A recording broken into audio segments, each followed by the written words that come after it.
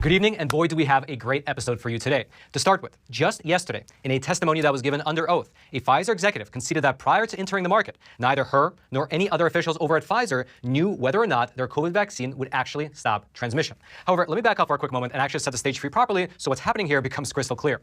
This right here is Pfizer, the company that, from a financial standpoint, was one of the biggest winners in regards to the COVID pandemic. That's because while companies like Amazon, Zoom, or Charmin, who manufactures toilet paper, they did pretty well during the pandemic, Pfizer, with their COVID vaccine, well, they just blew it out of the park. According to their official company filings, the COVID vaccine brought Pfizer an unprecedented $36.8 billion in sales just in the year 2021, making it quite literally the #1 best-selling pharmaceutical product in a single year ever.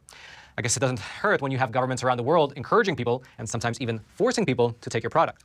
For instance, last year over in Europe, the European Commission introduced a vaccine passport system, which was an app on your phone that would change colors depending on your vaccination status. And as most things were during the pandemic, this vaccine passport scheme was sold to the public as a way to protect both themselves as well as others. However, there's a funny phenomenon in this world, which is that regardless of what kind of well-spun hyperbole you might say in public, well, typically, while speaking before Congress, you need to tell the truth. That's because while testifying, a person is usually held under penalty of perjury, meaning you need to tell the truth or you will face actual criminal consequences. And so, with that in mind, just yesterday, during a COVID hearing in Europe, a Pfizer executive conceded that prior to entering the market, neither her nor any other officials over at Pfizer knew whether or not their COVID vaccine could actually stop transmission. Let me just repeat that. Ms. Janine Small, who is Pfizer's president of international developed markets, she was sitting in the European Council getting questioned just yesterday. And here's exactly how an exchange went between herself and a member of the European Parliament named Rob Roos. Was the Pfizer COVID vaccine tested on stopping the transmission of the virus before it entered the market? If not, please say it clearly. If yes, are you willing to share the data with this committee? And I really want a straight answer, yes or no, and I'm looking forward to it. Regarding the question around, did we know about stopping immunisation before it's entered the market? No. We had to really move at the speed of science to really understand what is taking place in the market. Now, that is a very interesting way to phrase it. Maybe I myself will try it next time. The next time a manager comes up to me and asks me whether I did something or not, I'll just respond to him by saying I didn't because I was too busy moving at the speed of science. Regardless, what her testimony meant is that under oath, this Pfizer executive conceded that prior to entering the market, the company did not know whether their product could actually stop the spread, which in and of itself is not really a secret. The reason that this is also relevant is because stopping the spread was the basis of a lot of vaccine-related messaging, as well as a lot of vaccine-related decisions that came out of governments around the entire world. For instance, within the context of Europe, here's how Mr. Rob Roos, who is the Dutch member of parliament, he was the one who was actually questioning the Pfizer executive on the video we watched, well, here's how he put it. If you don't get vaccinated, you're antisocial. This is what the Dutch Prime Minister and Health Minister told us. You don't get vaccinated just for yourself, but also for others. You do it for all of society. That's what I said. Today, this turned out to be complete nonsense. In a COVID hearing in the European Parliament, one of the Pfizer directors just admitted to me, at the time of introduction, the vaccine had never been tested on stopping the transmission of the virus. This removes the entire legal basis for the COVID passport. The COVID passport that led to massive institutional discrimination as people lost access to essential parts of society. I find this to be shocking, even criminal. And of course, this messaging was not limited to Europe, because right here in the US, it was also used to justify certain decisions. For instance, here's a short timeline. At the end of 2020, when the FDA just issued their emergency use authorization for the Pfizer vaccine, they wrote this on their website, quote, "At this time, data are not available to make a determination about how long the vaccine will provide protection, nor is there evidence that the vaccine prevents transmission of SARS-CoV-2 from person to person."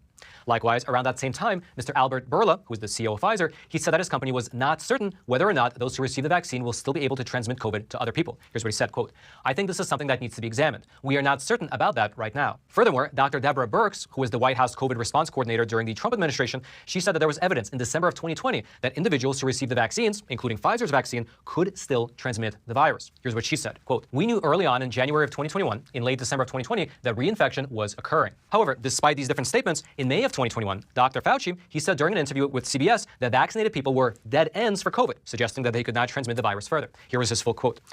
When you get vaccinated, you not only protect your own health and that of the family, but also you contribute to the community health by preventing the spread of the virus throughout the community. In other words, you become a dead end to the virus. And when there are a lot of dead ends around, the virus is not going to go anywhere.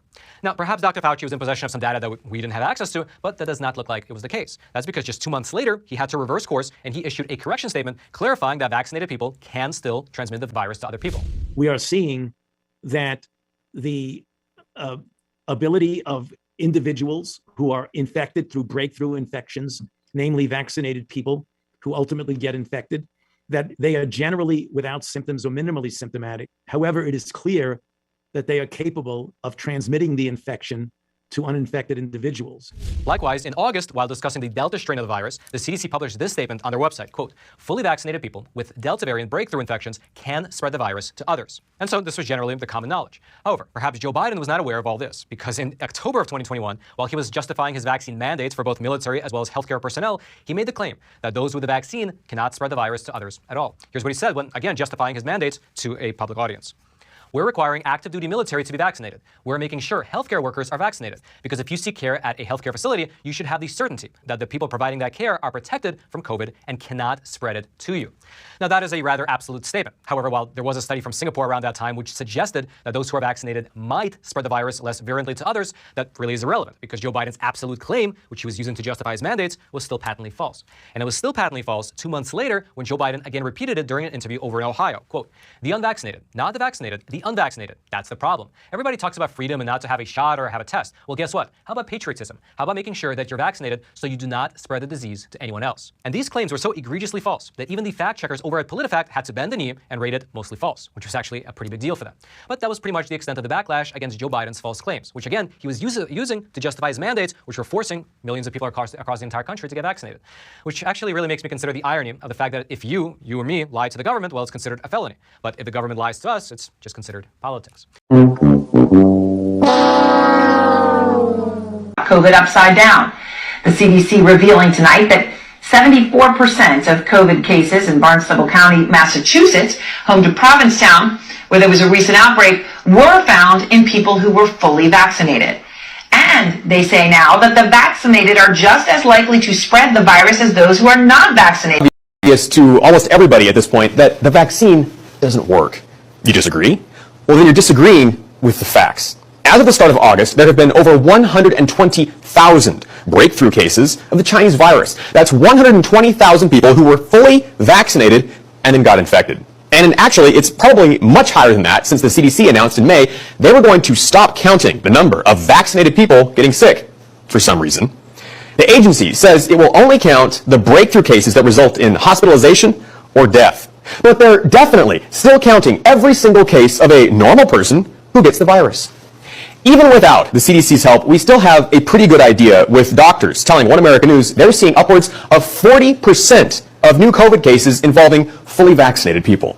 That trends with what we're seeing elsewhere, with a major outbreak of China virus among fully vaccinated students at Stanford University. The entire state of California is seeing a surge in new cases, especially in areas that are highly vaccinated, while at the same time, counties with below average vaccination rates are actually seeing a decline in cases. Experts are quick to point out that doesn't mean the vaccine isn't working, even though it literally does mean the vaccine isn't working. And then there's the Carnival cruise ship down in the Caribbean that suffered an outbreak of China virus despite the fact that every single crew member and passenger on board was fully vaccinated. This outbreak by itself destroys the myth that there's a pandemic of unvaccinated people infecting the vaccinated. Or how about the pride of the British Navy, the flagship HMS Queen Elizabeth, which came down with over 100 cases of COVID. It doesn't matter that every single member of the aircraft carrier was fully vaccinated, or that they were all out at sea when it happened. Just keep blaming the unvaccinated. It's all their fault. Let's not forget the nation of Israel, where a majority of all people have been vaccinated, and yet over 95% of severe COVID cases are among the fully vaccinated. Another 85 to 90% of the hospitalizations are in fully vaccinated people. And in the UK, people who submitted to the vaccine make up 62% of all COVID-related deaths. Remember, it's the unvaccinated heathens who are responsible. Well, let's be clear here, because we can be certain there's one group of people who are definitely not responsible. And those are the millions of undocumented illegal aliens streaming, pouring, flooding over our southern border from third world countries, carrying with them diseases that we eradicated in the U.S. decades ago. Dr. McCary, what's the budget at CDC? Do you happen to know that? CDC, it's about $9 billion, sir. How about at NIAID? What's the budget there? $6 billion. What about NIH? What's the budget there? Between 42 and 43 billion. 42 and 43. If I do the quick math, that's like $58 billion. That's annual, right? Annual. Do you know how many people work at CDC? 31,000 people between CDC and NIH. 31,000 people spending $58 billion a year. Why hasn't our government done a study on natural immunity? If I can be honest, Representative Jordan, I don't think they want to know the answer. It would undermine the indiscriminate vaccination policy for every single human being, including extremely low-risk people. I saw in your opening statement that you're actually doing a study on natural immunity. Is that right? That's right. With private funding, Johns Hopkins, my research team is doing a study. Other countries have done this study. Is that correct? Most of our learnings come from Israel and other countries. Yes, sir. The Israel study is the largest study done worldwide, and it found that natural immunity adjusted for age and comorbidity is 27 times more effective than vaccinated immunity. Found that natural immunity adjusted for age and comorbidity is 27 times more